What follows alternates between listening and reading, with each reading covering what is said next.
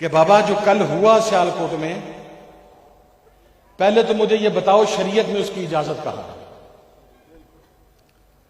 लोगों के मासूम बच्चों को नामूसे रिसालत के नाम पर मरवाना।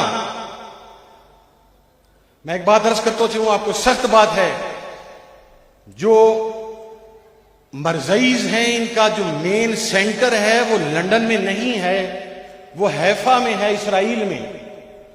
और जिस तरह यहूदी तादाद में इतना सा होने के बावजूद पूरी दुनिया को कंट्रोल किए बैठे हैं, तो इनकी तरबियत भी यहूद कर रहे हैं। इनका जो मेन सेंटर है वो हैफा से रन होता है। उनके दो तुर्क हैं पाकिस्तान के अंदर।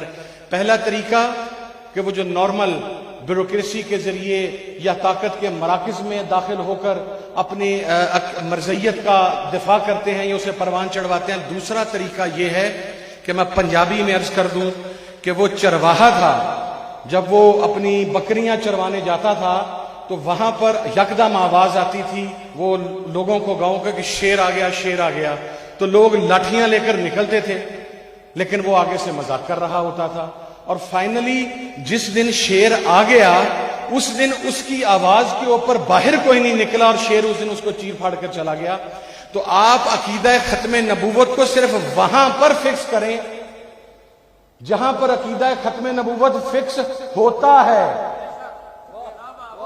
बाबा, जहां जाती अनाद है, जहां पर कारोबारी रंजिशें हैं, अगर यही तुरक रहा तो आज जिस तरह लोग हमें अलल ऐलान बाहर सड़कों पर कह रहे हैं कि ये मौलवी हर वक्त तकरीब कारी करते रहते हैं, तो एक वक्त आएगा कि जब शायद हाकम बदहन कि वो तरमीम भी आ जाए, लेकिन कौम सड़कों पर ना निकले कि शायद मौलवी पहले की तरह झूठ बोल रहा है। और एहतजाज का एक तरीका है, उस एहतजाज के तरीके को इख्तियार किया जाना चाहिए।